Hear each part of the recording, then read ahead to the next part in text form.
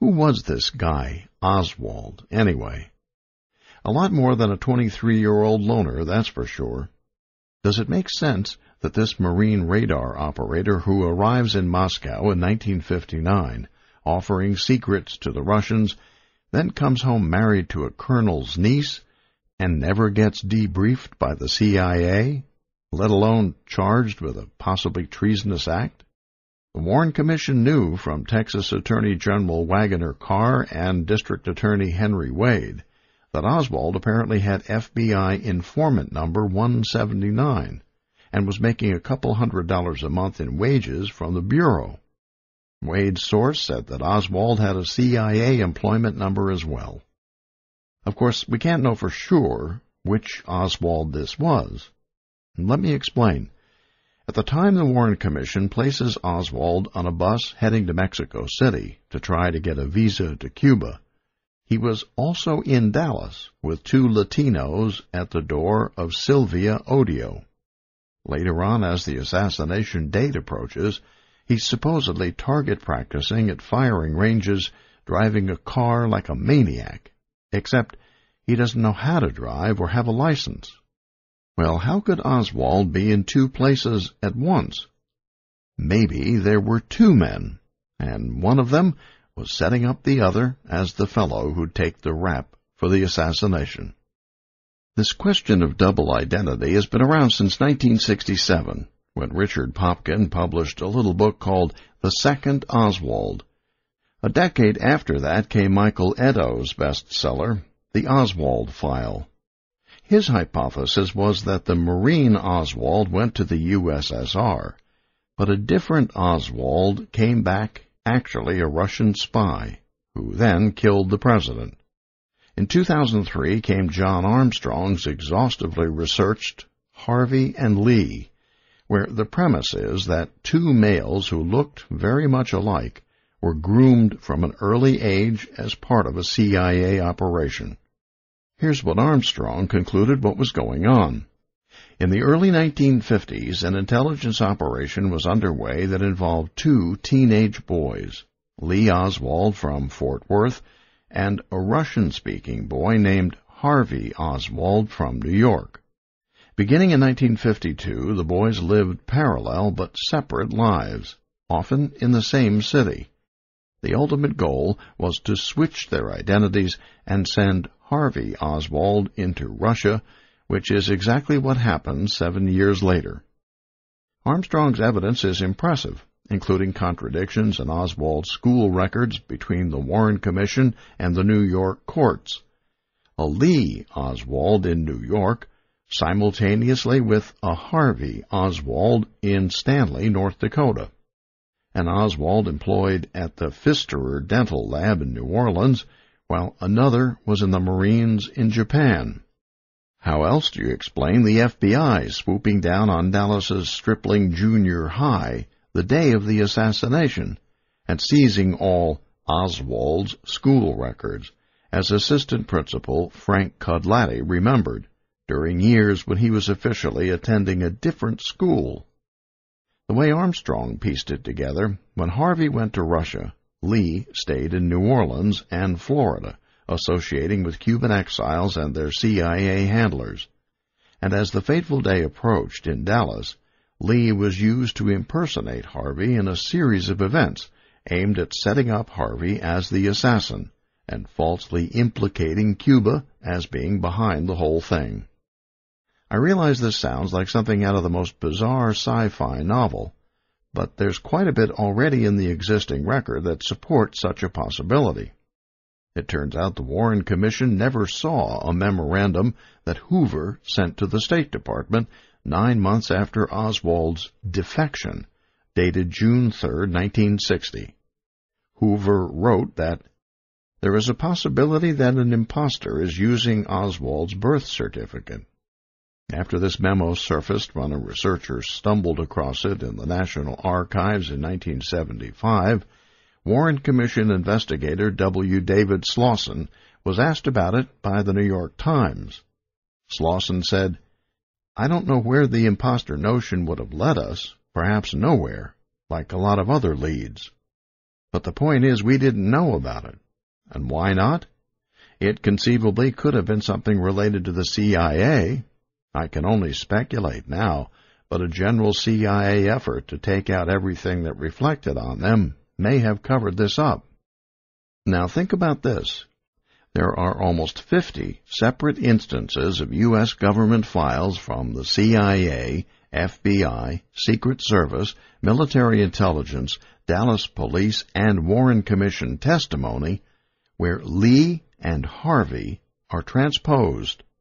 In quite a few of these, the original file identifying a Harvey Lee Oswald was altered after the assassination to read Lee Harvey Oswald, which raises the obvious question. Was there an intelligence operation involving one Oswald who identified himself as Lee and another who called himself Harvey?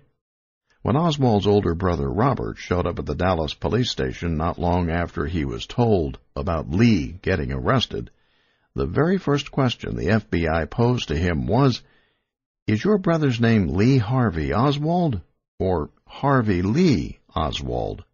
We have it here as Harvey Lee." Robert replied, "No, it's Lee Harvey Oswald." The first Dallas police memo generated that day also designated the fellow as Harvey Lee Oswald. An Army cable sent from Fort Sam Houston to the U.S. Strike Command at MacDill Air Force Base in Florida started out, "Following is additional information on Oswald, Harvey Lee." By the time the Secret Service interviewed Oswald's widow, Marina, 3 days after the assassination, you'd think they'd have the name right. But the way they phrased it to Marina went, "After you married Harvey, where did you and Harvey maintain your address or residence?" And the Secret Service report of its interview with William Stout Oswald said he stated that although Harvey Lee Oswald is said to be his second cousin, he had never met him, nor had he known Harvey was also employed by the William B. Riley Coffee Company. This weird pattern had been going on for a long time. When Oswald was living in Russia, a March 2, 1961 memo from the U.S. Passport Office to the State Department Security Office requested that the recipients advise if the FBI is receiving info about Harvey on a continuing basis. Soviet records only deepened the mystery. Oswald was known to sometimes use the name of Alec with people he knew over there. When he was hospitalized in Minsk for an adenoid operation, he's variously listed as Harvey Alec Oswald, Harvey A. Oswald, and H.A. Oswald. The name Lee doesn't appear on any of the hospital files. A CIA document dated 3 days after the assassination says, "It was partly out of curiosity to learn if Oswald's wife would actually accompany him to our country, partly out of interest in Oswald's own experiences in the USSR, that we showed intelligence interest in the Harvey story." I found that phrasing rather odd. Back in Texas on Thanksgiving Day, 1962, Oswald entered his name as Harvey in his half-brother John Pick's address book. This is despite the fact that a guy named J.E. Pitts, who served with him in the Marines, remembered that Oswald had an intense hate for anyone that called him by the nickname Harv, or by his middle name of Harvey, and he wanted to fight anyone that did it. Okay, now let's turn to the question of Oswald's height.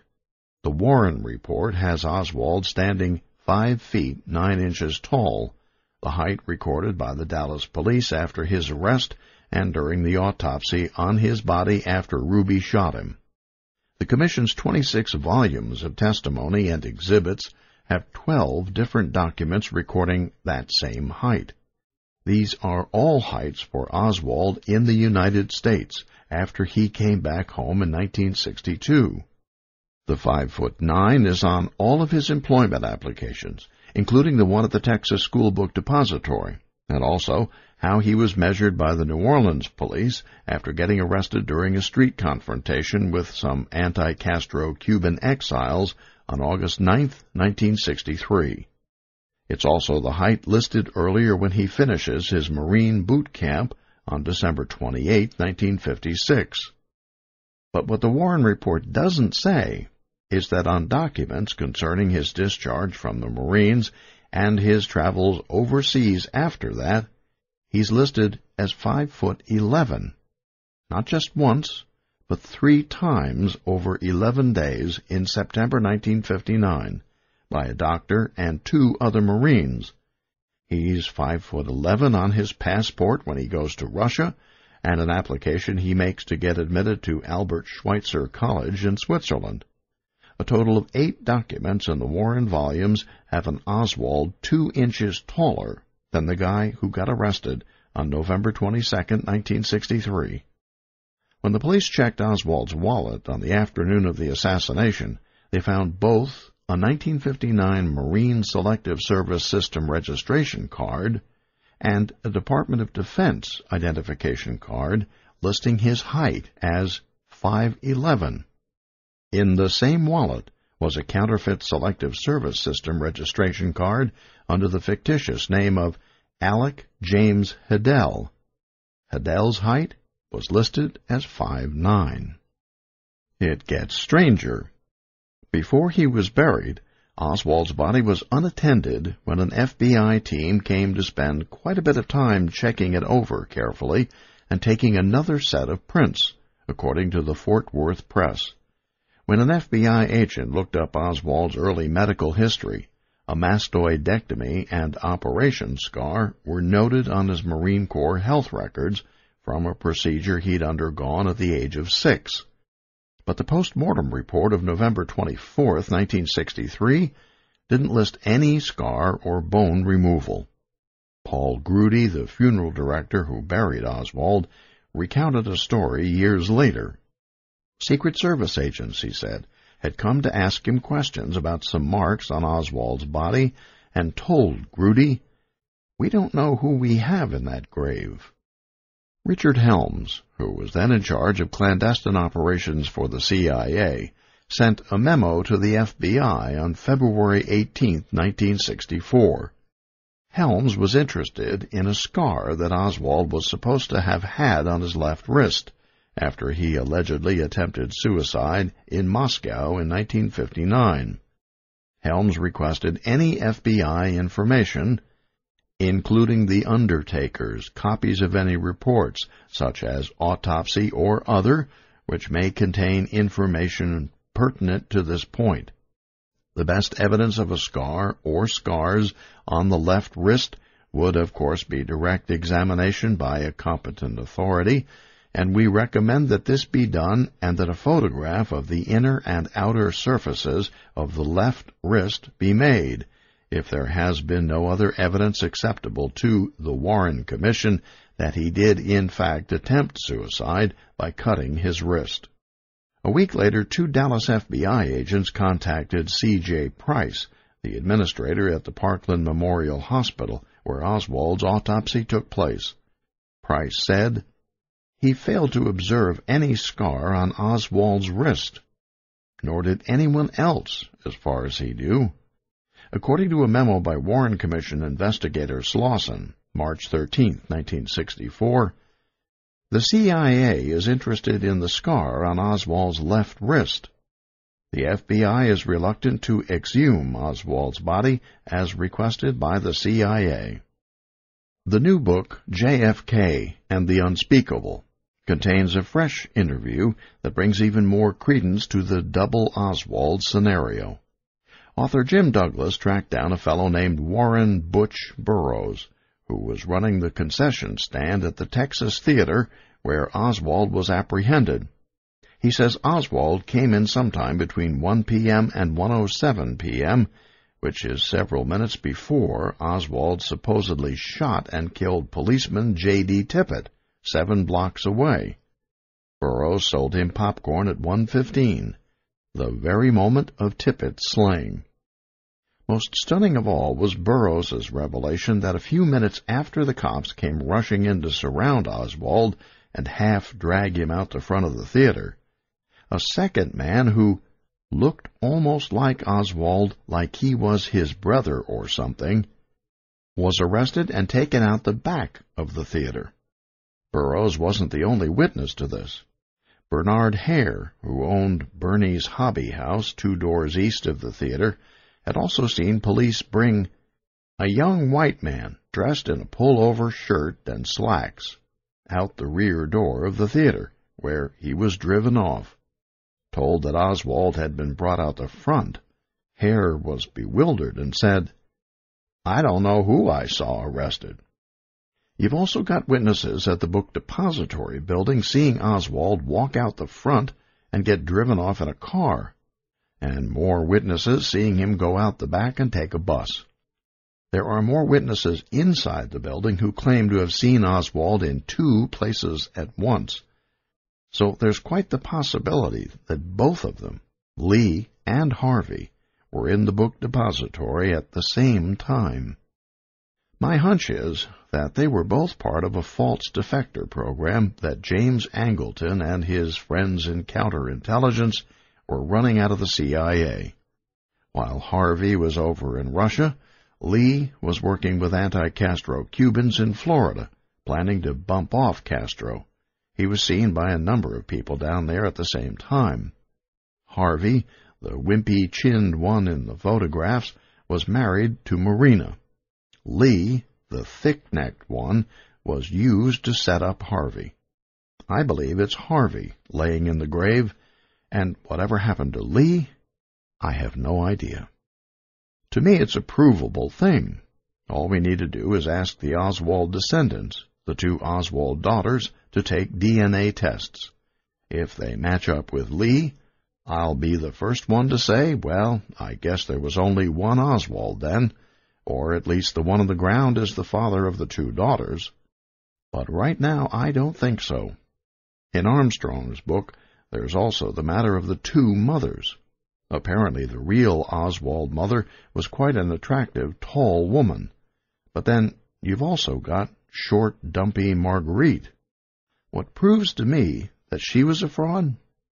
In one interview she gave, she had Lee's birthday wrong. I don't know of a woman who's ever given birth to a child that can't remember the day. I can't end this chapter without a few words about the national media's role in the cover-up. The very first dispatch out of Dallas on November 22, 1963, came from the Associated Press. The shots apparently came from a grassy knoll in the area. That was the news in most of the early reports, though it was soon replaced by the Texas School Book Depository. Dan Rather, who was a local newsman in Dallas at the time, was the first journalist to see the 20-second-long home movie taken by dressmaker Abraham Zapruder. Rather then told a national TV audience that the fatal shot drove the president's head violently forward, when the footage showed just the opposite. Later on in his book, The Camera Never Blinks, Rather defended his mistake, saying it was because his watching the film had been so rushed. But nobody could question this at the time, because Time Life snapped up the Zapruder film for $150,000, a small fortune back then, and battled for years to keep it out of the public domain. The Life magazine publisher, C.D. Jackson, was so upset by the head wound sequence, according to Richard Stolley, who was then the magazine's L.A. bureau chief, that he proposed the company obtain all rights to the film and withhold it from public viewing at least until emotions calmed.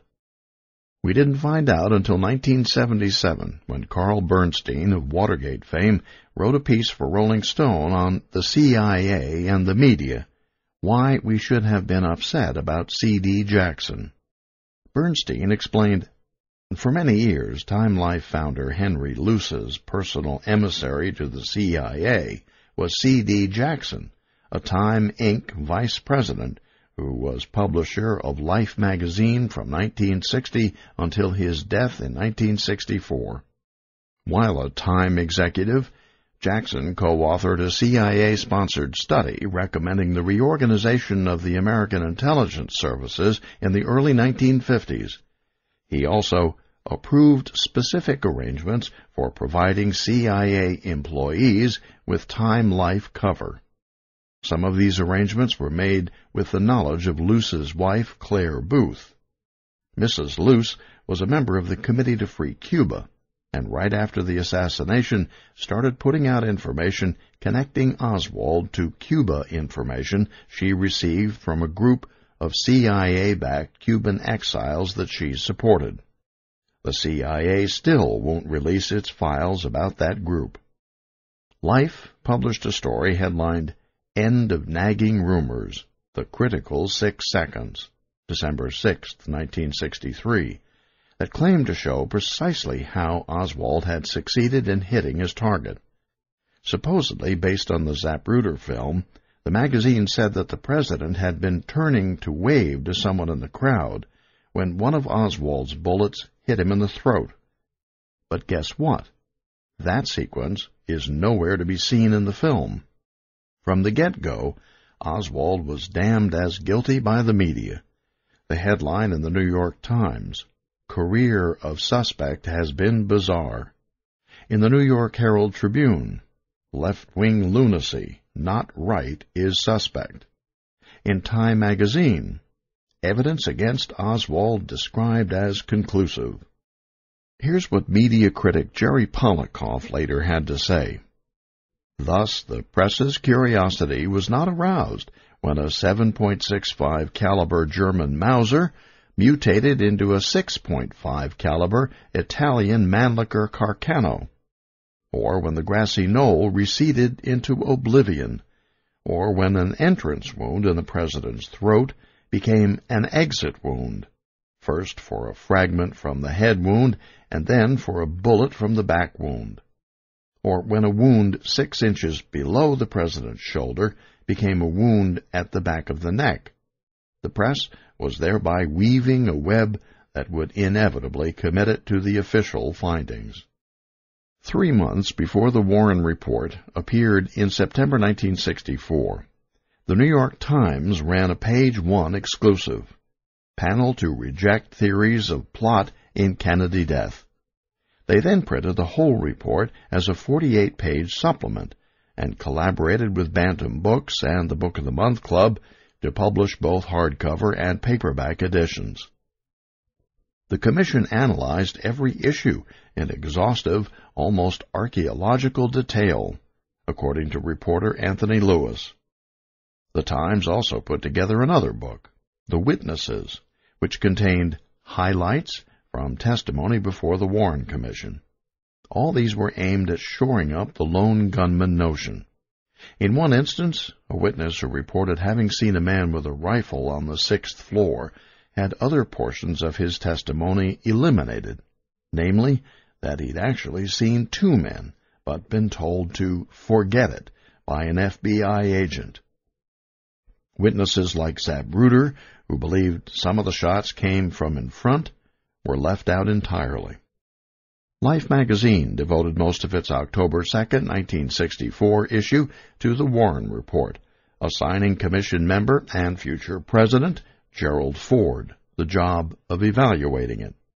In 1997, the Assassination Records Review Board would release handwritten notes by Ford, revealing that he had misrepresented the placement of the president's back wound, raising it several inches to suggest he'd instead been struck in the neck, in order to make it fit the theory that a single bullet had hit both Kennedy and Connally. Otherwise, the entire lone assassin notion would have collapsed. That same issue of Life underwent 2 major revisions after it went on sale. One of the articles was illustrated with 8 frames from the Zapruder film. But frame 323 turned out to contradict the Warren Report's conclusion about the shots all coming from the rear. So the issue was recalled, the plates broken and reset. This was all pre-computer. And frame 313, showing the president's head exploding, became the replacement. A second error forced still another such change. When a Warren Commission critic, Vincent Salandria, asked Life editor Ed Kearns about this 2 years later, Kearns wrote back, "I am at a loss to explain the discrepancies between the three versions of Life which you cite. I've heard of breaking a plate to correct an error. I've never heard of doing it twice for a single issue, much less a single story. Nobody here seems to remember who worked on the early Kennedy story." And so it went. Skeptics of the Warren Report were often labeled leftists or communists. After Mark Lane's book, Rush to Judgment, and Josiah Thompson's 6 Seconds in Dallas came out in 1966, questioning the official version, and became bestsellers, the New York Times decided to conduct its own investigation. One of its unit, Houston Bureau Chief Martin Waldron, later said they'd found a lot of unanswered questions that the paper then wouldn't pursue. I'd be off on a good lead, and then somebody'd call me off and send me out to California on another story or something. We never really detached anyone for this. We weren't really serious. Life magazine also took a fresh look at the case. Did Oswald act alone? A matter of reasonable doubt. An article in the November 26, 1966 issue was headlined. A re-examination of the Zapruder film, the magazine said, had reached the conclusion that the single bullet theory didn't hold up, and a new investigation was called for. This was to be the first of a series of articles, but in January 1967, editor Richard Billings says he was informed that it is not Life's function to investigate the Kennedy assassination. That was the last time they'd challenged the Warren Commission's findings. Billings resigned from the magazine and took a job with a newspaper in St. Petersburg, Florida. In 1967, led by Dan Rather, CBS News did a 4-part study that again upheld the Warren Report. Warren Commission member John McCloy was the network's behind-the-scenes advisor. Another decade went by before the Bernstein piece in Rolling Stone showed just how strongly these news organizations were all tied to the CIA. By far, the most valuable of these associations, according to CIA officials, have been with the New York Times, CBS, and Time Inc., Bernstein wrote. Over the years, the CBS network provided cover for CIA employees, including at least one well-known foreign correspondent and several stringers. It supplied outtakes of news film to the CIA. A high-level CIA official with a prodigious memory says that the New York Times provided cover for about 10 CIA operatives between 1950 and 1966. Bernstein's article began by describing how Joseph Alsop, a leading syndicated columnist, had gone to the Philippines in 1953 to cover an election at the CIA's request. It would be Alsop, transcripts of President Johnson's taped telephone conversations later revealed, who first urged LBJ to form the Warren Commission to answer any unresolved doubts about the assassination. Alsop is one of more than 400 American journalists who in the past 25 years have secretly carried out assignments for the Central Intelligence Agency, according to documents on file at CIA headquarters, Bernstein wrote. Journalists provided a full range of clandestine services, from simple intelligence gathering to serving as go-betweens with spies in communist countries. The article went on. James Angleton, who was recently removed as the agency's head of counterintelligence operations, ran a completely independent group of journalist operatives who performed sensitive and frequently dangerous missions. Little is known about this group for the simple reason that Angleton deliberately kept only the vaguest of files. Among the CIA's most valuable relationships in the 1960s, Bernstein continued, was a Miami news reporter who covered Latin America named Hal Hendricks. he regularly provided information about individuals within Miami's Cuban exile community. He was the conduit through which the CIA passed word to then-Senator Kenneth Keating that the Soviets were putting missiles in Cuba in 1962, and got awarded the Pulitzer Prize for his coverage of the missile crisis. On the afternoon of the assassination, another reporter, Seth Cantor, has said that Hendricks provided him considerable yet unrevealed information about Oswald's history, including his supposed defection to Russia and his activities with the Fair Play for Cuba Committee. The setup seems to have been on, and it involved the media. The cover-up still does. After the House Assassinations Committee concluded late in 1978 that the president was probably assassinated as a result of a conspiracy, the New York Times buried the story. Experts say that second gunman almost certainly shot at Kennedy. On page 37, right alongside the classified ads. Later, a Times editorial said that the committee seemed more interested in inflaming than informing. And whenever there were intimations of conspiracy in the media, the finger pointed elsewhere, like a CBS documentary, The CIA's Secret Army, which strongly hinted that Fidel Castro had ordered Kennedy's murder in retaliation for the attempts on his own life. When Oliver Stone's movie JFK came out in 1991, the strongest attacks came from news outlets and journalists, with the longest records of error and obstruction in defense of the flawed Warren Commission inquiry. Are we surprised? They'll cheerlead for Posner and Bugliosi's books, but I'll bet you a free lunch they're not going to be reviewing this one any time soon. What should we do now? One lesson we can take away from the tragedy in Dallas is that the federal government shouldn't be allowed to supersede state and local laws when it comes to having an official investigation into events as momentous as a presidential assassination or a terrorist attack. We also need to pay close attention to how our big media stopped doing their job as the eyes and ears of our democracy, refusing to acknowledge that something might be going on beyond a lone nut assassin. The pattern of denial continues, and we the people must demand thorough investigation and honest, unbiased information. Chapter 4. The Assassination of Malcolm X. The Incident. Malcolm X was gunned down execution style while giving a speech inside the Audubon Ballroom in Harlem on February 21, 1965. The official word. His killers were black Muslims loyal to Elijah Muhammad, who was involved in a power struggle with Malcolm X. My take? Malcolm X was set up to die by elements of the CIA and FBI who had him under constant surveillance and were afraid that he and Dr. Martin Luther King, Jr. might form an alliance.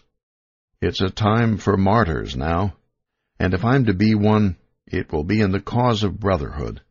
That's the only thing that can save this country. I've learned it the hard way, but I've learned it, and that's the significant thing. Malcolm X, talking to his friend Gordon Parks, 2 days before he was killed. Let me start with my perception of Malcolm X when I was growing up. I was terrified of him. He was this black man with an X attached to his name. The TV announcers portrayed him as some crazy revolutionary who wanted to kill every white man on the planet and take control. It was only when I read his autobiography in the late 80s or early 90s and learned more about him and what he went through that I came to look upon him as one of my heroes. Sure, he'd gone the wrong way a couple of times in his life, and there was a time when probably I should have feared Malcolm. But in the end, he was a brave, good man who had the ability to grow and change. After being as low as you could go, he was saved in prison by turning to religion through the Nation of Islam. Later, that became his prison, and he had to break free again. He went to Mecca and had that huge transformation and admitted he was wrong, that we shouldn't segregate by color. Then to have him return to America and shortly thereafter be gunned down and silenced, I think did a terrible disservice to humanity. I was wrestling in Atlanta when I first read the autobiography of Malcolm X. I remember I was so moved by it that I went out and bought one of those beautiful ball caps that had the X on it, standing for Malcolm X. I would wear that taking the train downtown to the arena. Of course, it's predominantly black people that ride the rail in Atlanta. They'd kind of give me a double take, like they didn't know what to think. As Jesse the Body, I could get away with it. People knew I could take the most bizarre positions and make them look normal. But I'd always chuckle to myself to watch the reaction of black people seeing this big white guy wearing a Malcolm X cap. I often sat and thought, do they think I'm just naive and stupid? Or do they maybe think I know and understand, and there's a reason I'm wearing it? Because I'm a bit of a revolutionary myself who can relate to him in a humble way.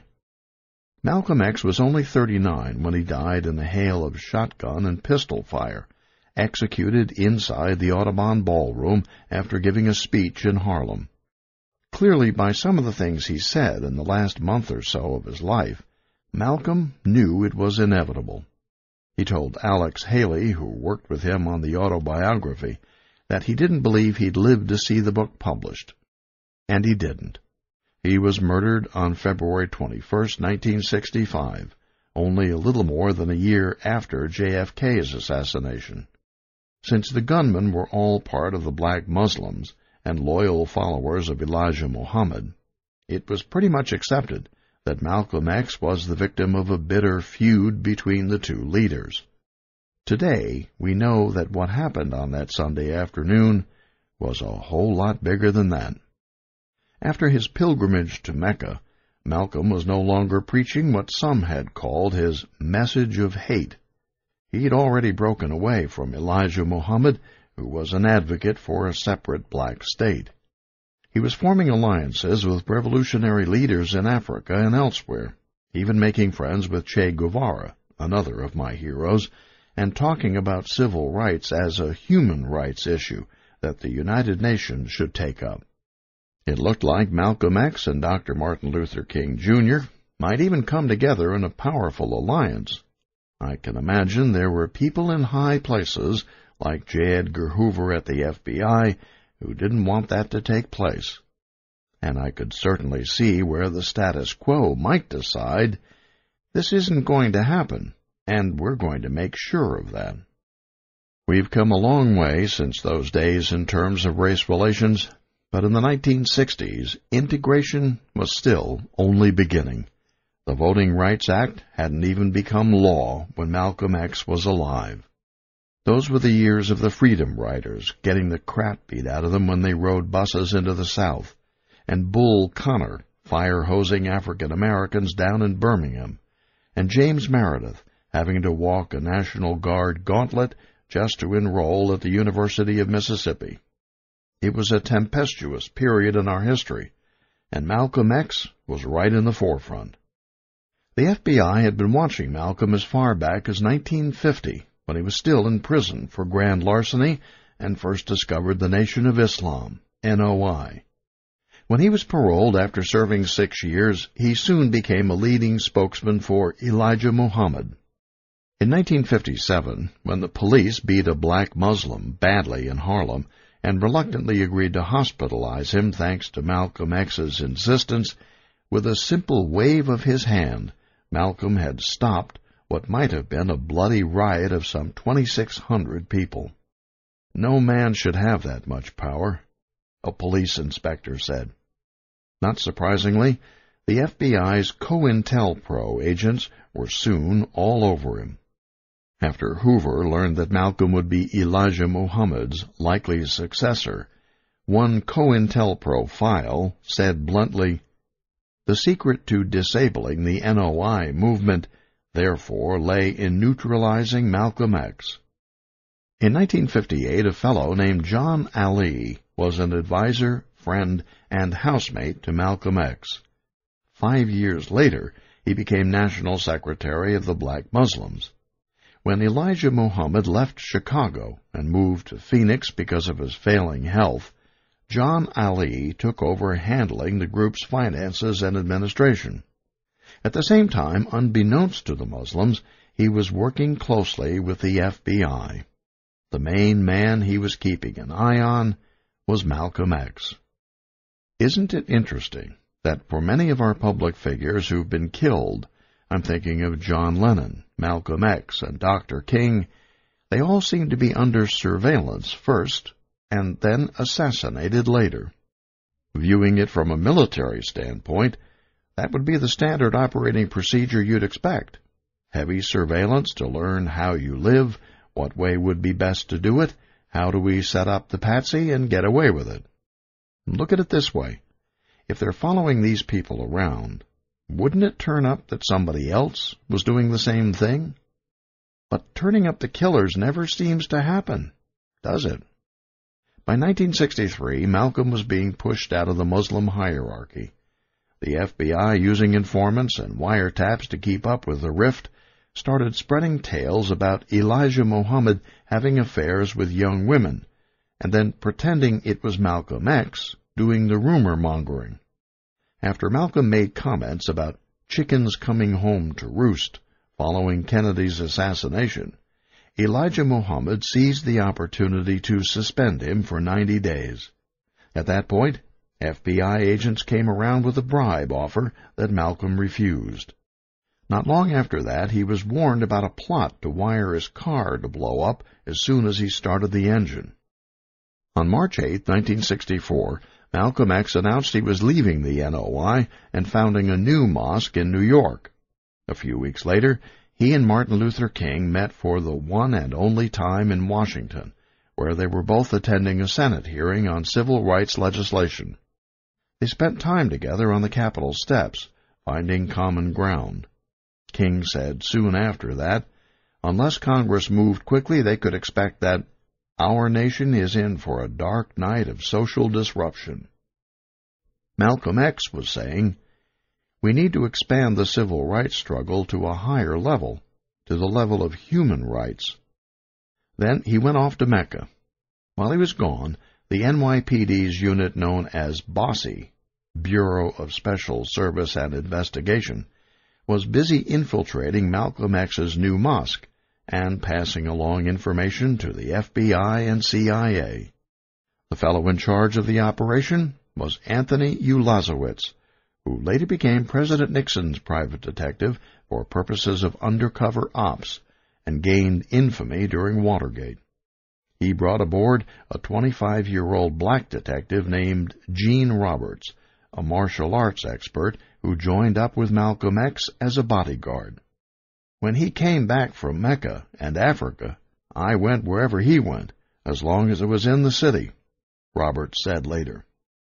Toward the end of May 1964, the 5 men who'd be directly involved in assassinating Malcolm X met for the first time. They were part of a paramilitary training unit known as the Fruit of Islam, based out of Newark, New Jersey. That summer, when Malcolm left on an extended trip to Africa, John Ali said on a Chicago call-in radio station, I predict that anyone who opposes the Honorable Elijah Muhammad puts their life in jeopardy. The CIA was aware that Malcolm was putting together information for African leaders at the Second Conference of the Organization of African Unity, OAU, in Cairo. One informant report claimed he was out to embarrass the United States by telling Africa about our ill treatment of the Negro. Malcolm knew he was being shadowed by government agents, telling a friend that our Muslims don't have the resources to finance a worldwide spy network. While he was eating at the Nile Hilton, he recognized the waiter as a man he'd seen before in New York.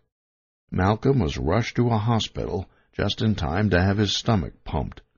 The doctor said there'd been something toxic in the food. By then, of course, the waiter had disappeared. Malcolm recovered and urged the OAU leaders to consider African American problems like their own and talk about this at the UN. The State Department then alerted President Johnson of an informant's report that Malcolm X and related extremist groups were receiving money from certain African states to ignite race riots.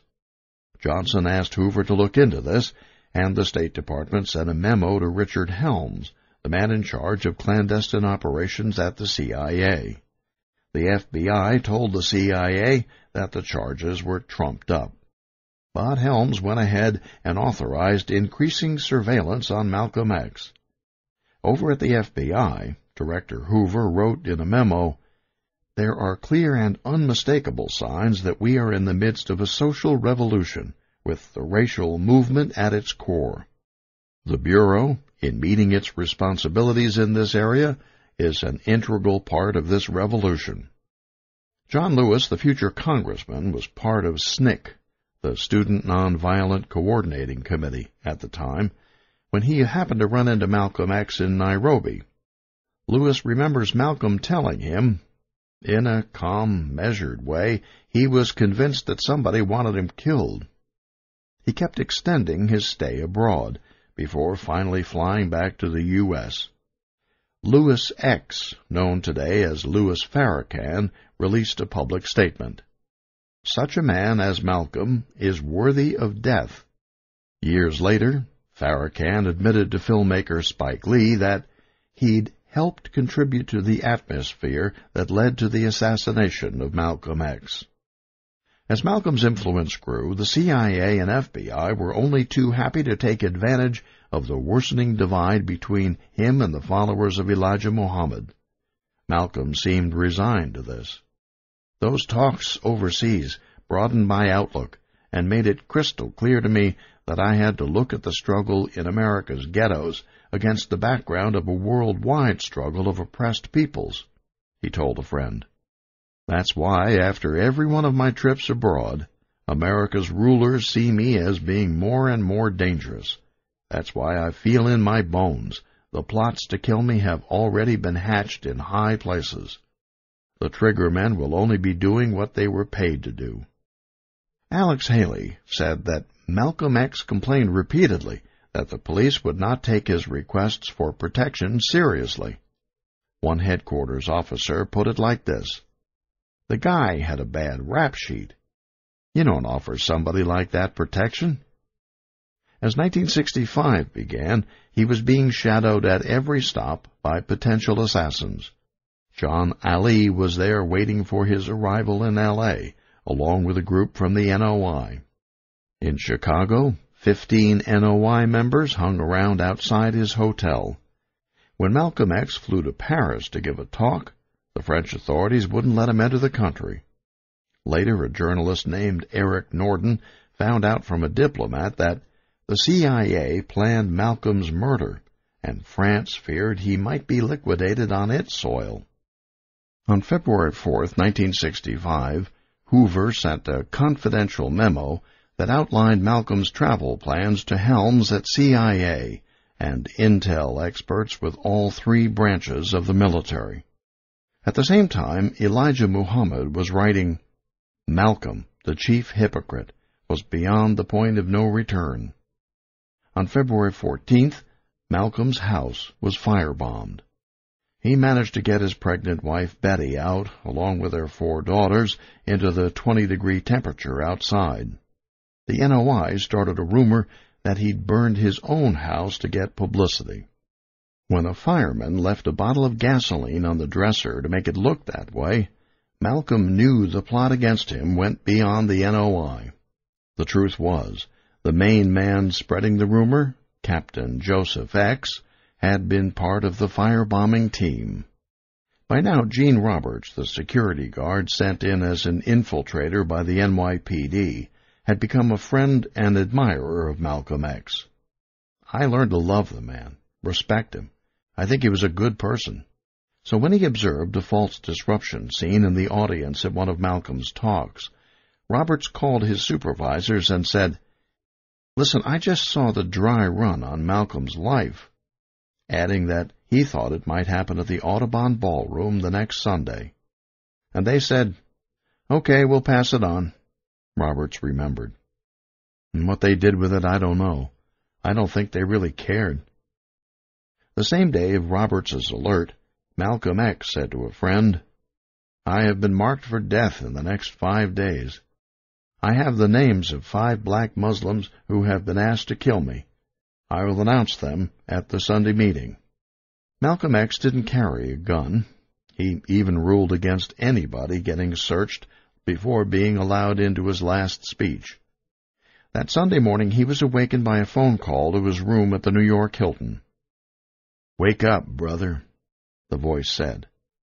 Malcolm called his sister Ella in Boston and told her, "I feel they may have doomed me for this day."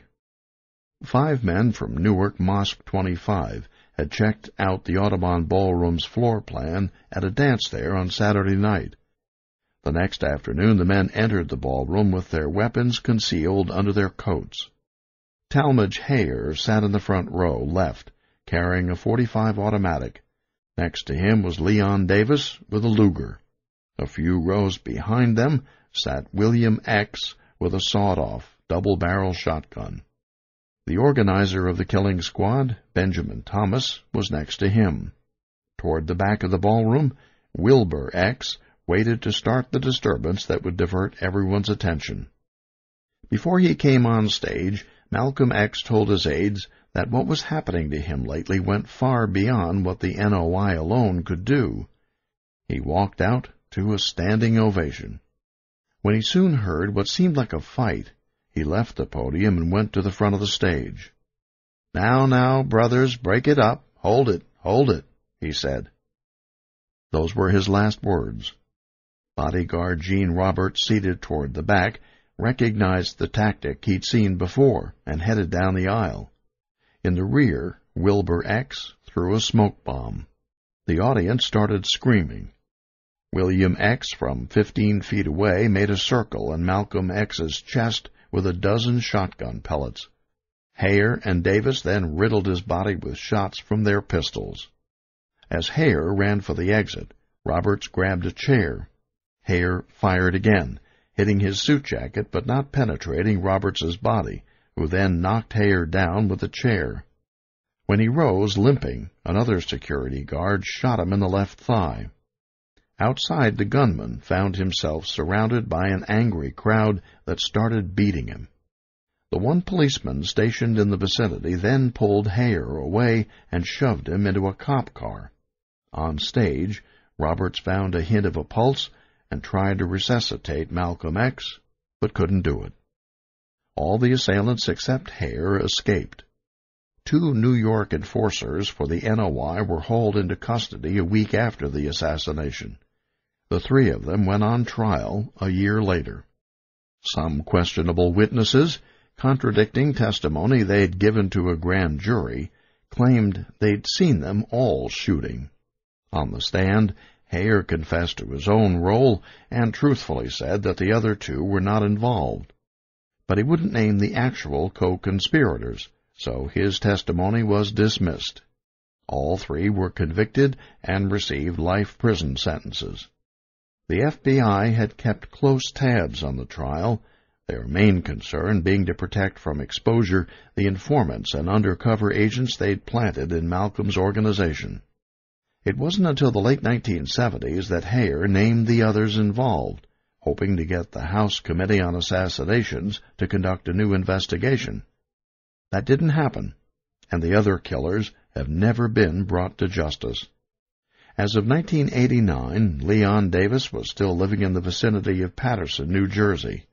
William X. Bradley was doing time in Bergen County for another crime, but refused to talk to an author who tried.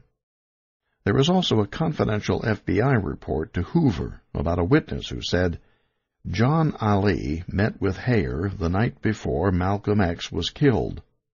It's a known fact that John Ali had come in from Chicago on February 19th, checked into the Americana Hotel in Midtown Manhattan, and checked out on the evening of February 21st, meaning he'd arrived just in time for the final rehearsal of the murder. When Leon Amir, a 32-year-old aide to Malcolm X, went to the FBI about 10 days after the assassination to talk about a conspiracy that included elements of the government, he was found dead a few days later in his Boston apartment. First, it was ruled a suicide, then a drug overdose, and finally, natural causes. The official history is that Malcolm X's was a revenge killing by men connected to Elijah Muhammad. But notice how nearly all of them were never caught, only the one guy that got injured. All signs point to a conspiracy that went way beyond the Nation of Islam. We didn't know at the time about the CIA's Executive Action Program to get rid of certain foreign leaders. For years, the agency had been plotting to assassinate Castro. In 1960, they'd come up with a plan to kill the Congo's Patrice Lumumba by infecting his toothbrush with a fatal disease. At least 8 foreign heads of state were targeted during those Cold War years, and 5 of them died violent deaths. Given this fact, how can we not believe they'd also go after an undesirable like Malcolm X? What should we do now? Let's focus on rethinking the meaning of surveillance. Certainly in the case of Malcolm X, as well as Dr. King, being shadowed by government agencies seemed to lead, inevitably, to their deaths. There is too much secrecy in our government, and surveillance today is even more widespread than it was then, at a considerable waste of taxpayer dollars. Let's also teach our young people that a willingness to change your attitude, as Malcolm X was willing to do, is a mark not of weakness, but sometimes of greatness.